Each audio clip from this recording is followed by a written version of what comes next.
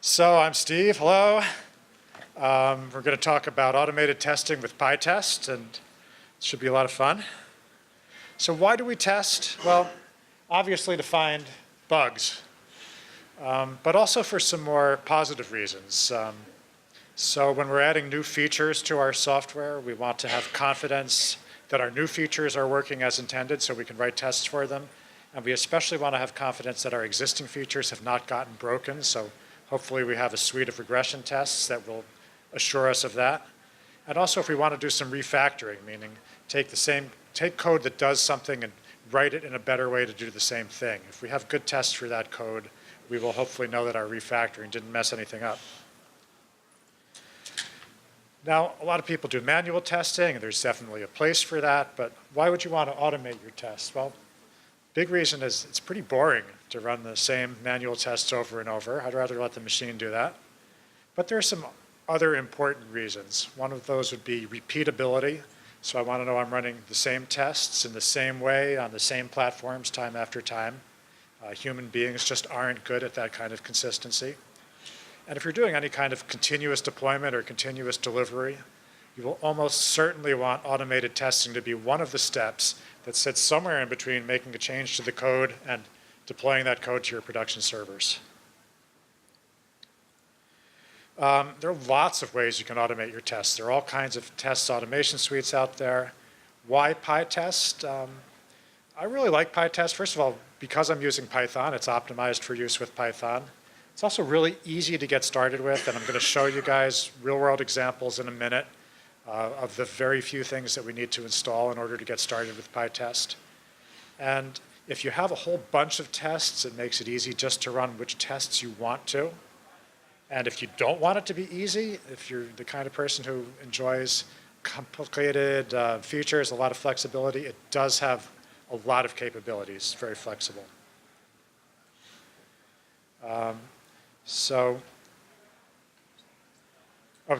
Louder? Yeah. Okay, so yeah, I'm a little closer to the mic. Thank you for that. And as far as what you need to install pytest, it's really pretty basic. We should be able to take this command. So pip install -capu pytest. That's going to install pytest if we don't already have it. And if we do have it, it's going to upgrade us to the latest version. I'm in luck. I already have the latest version. Very possibly, if you have Python installed, you already have pytest installed. It may have come with it. By the way, the examples I'm giving today, if you see me type anything at the command line, that is for Ubuntu, and pytest is available for other flavors of Linux. It's available for Windows. Some of the syntax may vary just a little bit. So a really cool thing that pytest does for you is test discovery. And this means if you name your test files and test functions properly, pytest will find them and run them for you. And I'm going to show a couple real-world examples, but the concept to keep in mind when you're looking at those is if you name your module test_something or something_test.py, then pytest will find it. And in those modules, if you name your functions test_something, pytest will find them. And if you want to put your test functions inside classes, you can, as long as those begin, the class names begin with the capital T, test. And that's really it. Well, it's not really it. It's very configurable. You can make test discovery work lots of different ways. But if you want to just follow those two basic rules, it will get you very far in your testing life. So some real-world examples. Let's open up this repo. So this is, I work at SpinCard. This is our main repo. It's a suite of different applications. It's got lots of tests in it. And we have elected to have a whole directory just full of tests. And we've got lots of subdirectories in there. And in each of those subdirectories, we've got some test files. And as promised, their names all start with test. Let me see if I can scroll this for you. And inside those test files, we have functions whose names all begin with test_. So just adhering to the naming convention I mentioned. And that just works. I can run pytest, and all those tests will just happen.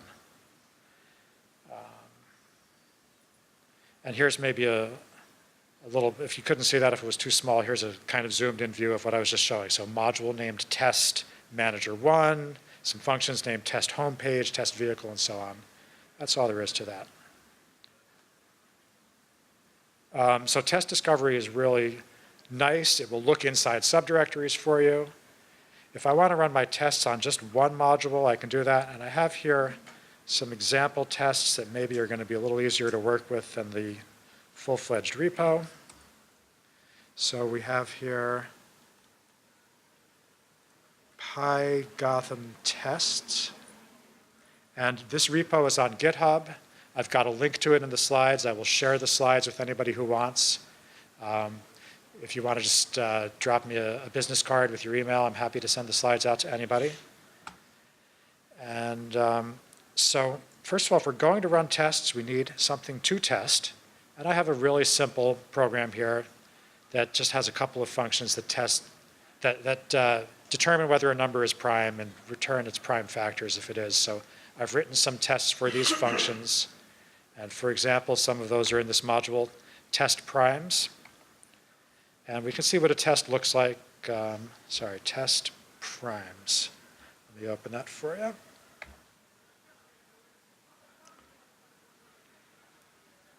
That one. Okay, so we can see we have some test functions, and they're not doing very much. They're printing something so you can see that they're running, and they're doing some assert statements, but those are real tests, and we can run these. And if I simply say pytest and the name of one of my test files,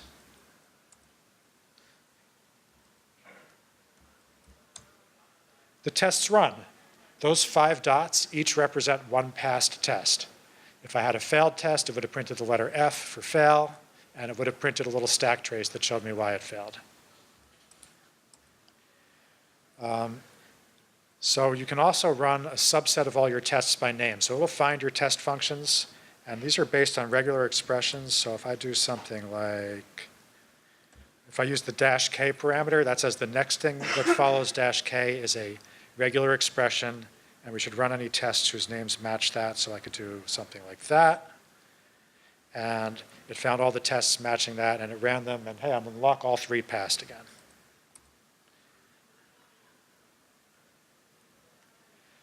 So far we've been running one test at a time, but you can actually run tests in parallel. Why would you want to do that? Because it's faster. And to run tests in parallel, we need to install one additional thing, which is called xdist. And we're just going to pip install -cap-u. It's called pytest-xdist. And again, this might have come with your installation of Python, but if not, that's all you need to do to install it. Now that that's installed, I can use pytest with the -n command line parameter. And I can set n to some number like 3 or 5. It will run that many tests in parallel. Or I can set -n auto, and pytest will automatically determine how many processors my machine has and run that many tests. So we can try this. I just go pytest-n auto. We can see it's spun up 4 processes, and it's running my tests. It's running them really fast, and it looks like a bunch of them passed and 2 of them failed.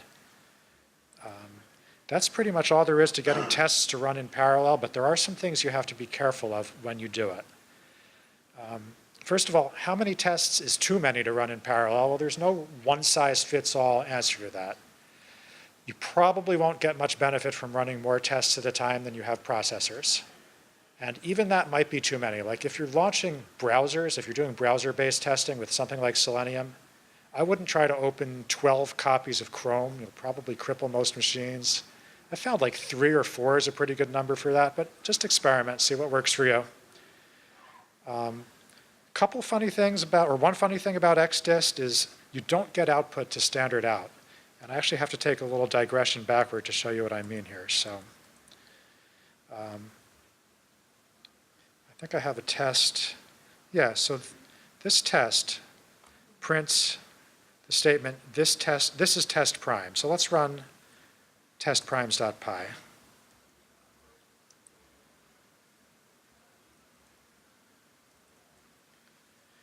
Okay, it didn't print that. Why not? Because I didn't give pytest the -s parameter. That's what tells it I want to see output to standard out.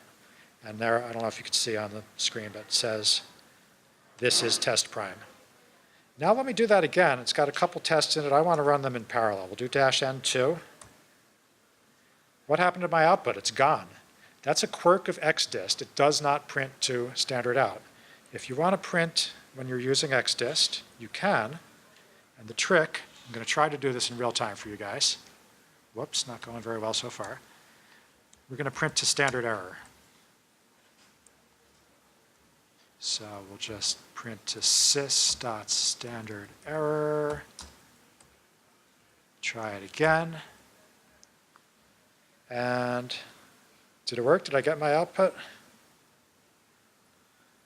I can't spot it on the screen, but I hope it worked. Anyway, if it didn't, good. So yeah, that's just an Xdist quirk to be aware of. More important thing to be aware of when you're running your tests in parallel is design your tests so they can run in parallel. It's really easy to do dumb things that make your tests interfere with each other. And I can show you an example of that. So this is just pseudocode, but imagine you have two tests, and each test creates a test user, does something with the test user, and then cleans up by deleting all test users. Whoops, sorry about that. Cleans up by deleting all test users. You don't really know what order these statements are going to execute in when you run tests in parallel. So maybe, sorry guys, maybe this test runs its first statement and creates a test user. Maybe then all three statements of the second test run. Create a test user, do something with it, delete all test users. What happens when we get to the second statement in our first test? Our test user is gone, the test unexpectedly fails. Trivial example, in the real world it's hard to design tests to run in parallel. You can do smart things with fixtures and mocks and so on to try to make that better. Just be aware of it. Speaking of fixtures, so fixtures are maybe the coolest thing about pytest. Just a show of hands, who knows what a fixture is? Well, a lot of people, good. So maybe like half the audience or more. So maybe you guys even know more about this than me. I'm kind of new to them, but I found them to be really powerful. Fixture is a weird name. I don't think it communicates exactly what they are. Fixtures are functions, and they're functions that pytest calls for you, and they can do useful work and or return useful objects. So what's an example of useful work? Maybe before any of my tests run, I need to make sure that my database is cleared out of leftover test records. Or maybe I need to make sure a particular directory exists on the hard disk. What's an example of a useful object? Maybe I need to make a test user and make that available to my tests. So a fixture is a function that does anything along those lines. The cool thing about fixtures is pytest runs them for me, and they have 3 different scopes I can take advantage of. By default, a fixture has test scope, and that means that anytime any of my tests refers to a fixture function, the function gets called. So once for each test that runs. But a fixture can also have module scope. So a module is just a .py file. I could have 50 tests in there that all refer to the same fixture. That fixture function will run once. So going back to my example of creating a test user, if I need a fresh new test user for every test, I'm going to let my user fixture have test scope. If I can get away with just one user to be shared across all my tests, or I want one user shared across all my tests, I'm going to give it test scope. I can even give my fixture session scope, which means I could have lots of different Python files, that is lots of different modules, and my fixture function will only execute once for the first test encountered across all those modules it needs it. So let's look at a little bit of code, and then maybe I'll come back and talk more about this slide. So this decorator at the top, at pytest.fixture, is something we import from pytest, and that's what tells us our function is a fixture. I made a fixture called user, and its job is just to create some test user, and this particular test user has username Python and password rocks. And then look at my test functions. They take user as an argument. So that's pytest's naming convention. If I have a function decorated as a fixture, then I take that function name and pass it as an argument to my test function.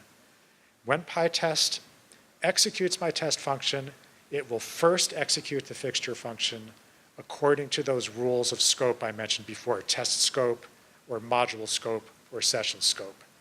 So here my fixture has the default test scope. When these two tests run, we should see this user function called twice, and this test user is going to be available to these two test functions, and maybe you can see it's actually using that user in a call to isPrime. So let's see if we can actually make this happen.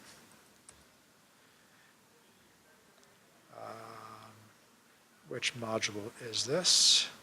I think it's this one. Let's try. Okay, this worked. It printed creating user twice. It printed that because I remembered to say -s. It printed it twice because the fixture has test scope, but if I go into that code and modify the scope of the fixture, so we just say, this is an argument now to the decorator function, scope equals module. That goes in quotes. Save that, run the same thing again. It printed creating user once. So now those two tests are sharing one test user, whereas before they each got their own fresh user. I think we covered all of that. Oh, one little note. So I showed you an example of a test function that refers to a fixture, but a fixture function can refer to a fixture. So if you have some fixture that needs some other fixture, if my test user needs a test database to be fired up before I create the test user, I could have a fixture function that itself takes a fixture as an argument ad infinitum. It can get really confusing, but it can be really powerful. Kind of related to fixtures, a semi-related subject is parameterizing tests. And the first question is, why would you want to parameterize tests? Well, what this means is you can get the same test to run multiple times by passing it parameters. And a classic example of this, if you're doing browser-based testing, you might want to run your test on a lot of different browsers. A little simpler example that I might try to show if we have time, if you're testing a function that sees if numbers are prime, you might want to pass it a bunch of different prime numbers to test. Little note about spelling. I'm pretty sure that's how you spell parameterizing with those two E's, but the pytest imports spell it parameterize, T-R-I-Z-E, so if it says it can't find your import, that might be why, or maybe I'm spelling it wrong. So that's why you would parameterize. How do you parameterize tests? One really cool way to do it is with a parameterized fixture function. So here in the decorator, you can pass a parameter called params, and that gets set to a list. And that list can be anything you want. Mine has 2 elements. It could have 100 elements, or 3, or whatever number you want. The tests that use this fixture will run that many times as you have elements in your list. Those list elements can be anything. Mine happen to be tuples, and my tuple happens to be a password, and then whether that's a valid password or not. So rocks, it's true, that's a valid password. Bogus, it's false, that's an invalid password. When I return this user object to a test, like this test auth, this test is going to run twice. And let me see if I can make that happen for you. So this is in, we're just going to try to run, yeah, so if we do -k test auth, it should run that test function. And you see 2 dots. I ran 1 test, but I got 2 passing tests because it ran the test for me twice. Did I forget to say -s? No, I remembered. So why didn't it print more stuff? Oh, it did print. It printed creating user, and that's all that these tests print.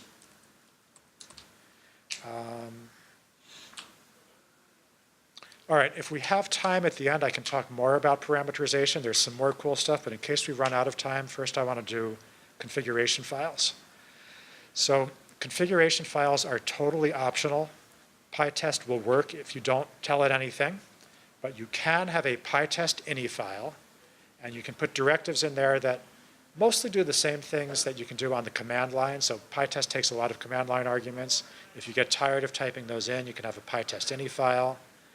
The other thing that pytest ini is involved in is determining the location of what is called your test's root dir. And that sounds simple, and it's kind of simple. It's basically PyTest starts looking from here down to find your tests in test discovery.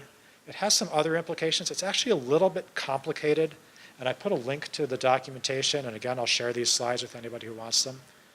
But that's the basic concept, and just know that if you're like deep in a subdirectory and some of the tests you're thinking are supposed to run aren't running, or a fixture function you think PyTest should discover didn't get found, it might be because pytest ini is confusing PyTest as to where your test route is.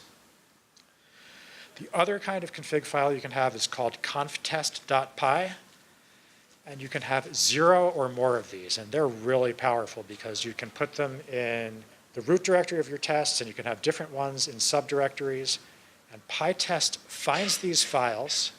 When it finds a conftest.py file, it adds the directory where that file is to sys.path. So conftest is on the path, and the tests in that folder are on the path. And it loads that and runs the code in it for you. So it is a wonderful place to define fixture functions or any other code that some of your tests need, like the ones in a particular directory, or all of your tests need. Put that up in the top level directory of your tests. So conftest.py files are really cool for that. And I think I have a minute to prove to you that PyTest really imports this for you, and you don't have to do it explicitly. So here's a conftest. Oh, I just closed it by mistake. Sorry. Here's a conftest.py file that defines a fixture called func in conftest. And here is a test that uses that fixture. I hope it's in this file. It's not in this file. I'm sorry. It's in,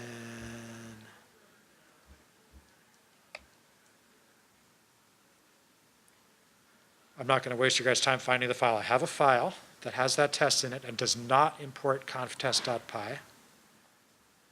And if we run it like this, it printed, this function is in conftest.py, and you'll have to take my word for it. If we have time at the end, I'll find the code. I didn't import that. PyTest did it for me.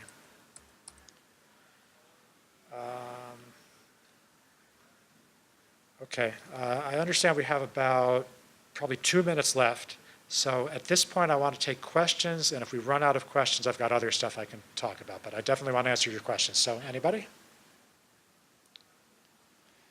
Nobody? I explained everything about testing? Okay, cool. Let me cover some extra topics. So I talked about parameterizing tests using a parameterized fixture function, but you can also parameterize a test function directly.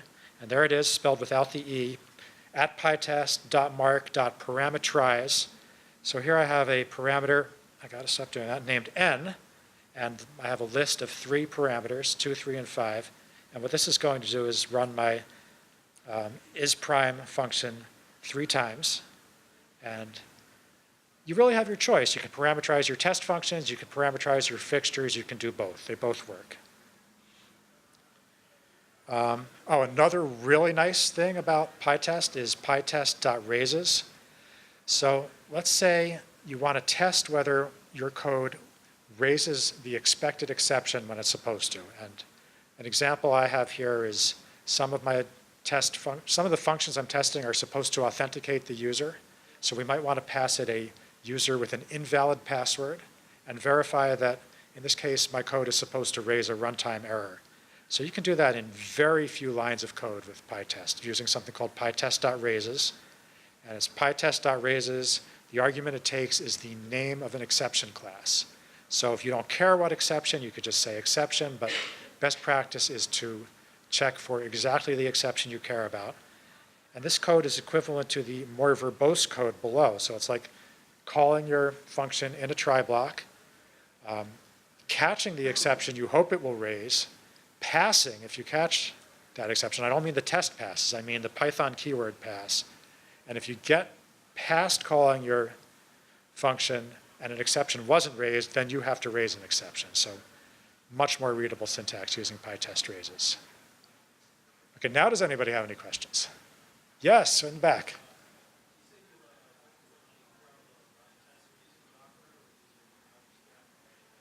I'm sorry, can you say that louder?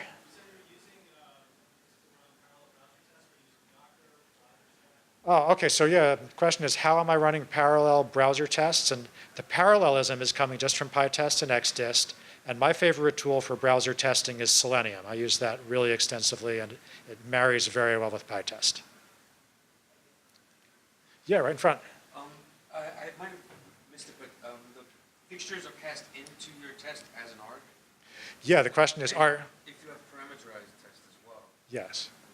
Okay, so the question is, are fixtures passed into your test as an arg? And the answer is yes, that's exactly right. You're not obligated to pass, you're not obligated to use that argument, but the presence of the fixture name as the argument to the test function is what says this test uses this fixture, and that's what tells pytest to execute the fixture. And the second part of your question is, what if you mix parameterized tests and parameterized fixture functions? And the answer, I think, I've never tried it, is you'll get all the parameterizations. So let's say you've got three parameters on your test and 2 in a fixture function, and altogether they have 20 values. Your tests are going to run like 2 to the 20th times. So watch out for that. It could be really cool, it could be really bad. Anybody else? Yeah? Question is, what are good resources for learning this stuff? And there is pytest documentation. I believe they have a tutorial. I don't remember if I put a link in here. I did, docs.pytest.org. And also, I'm not going to say it's a great resource, but all the code that I showed and more is in this GitHub repo on the second link. Yeah? Question is, what is it using under the hood to do the multiprocessing? And the answer is, I don't know what Xdist is doing under the hood. I'll have to read the documentation on that. Anyone else? More questions? Do we have any time for one more question? I think we're good. Thank you, everybody, so much for coming. Thanks.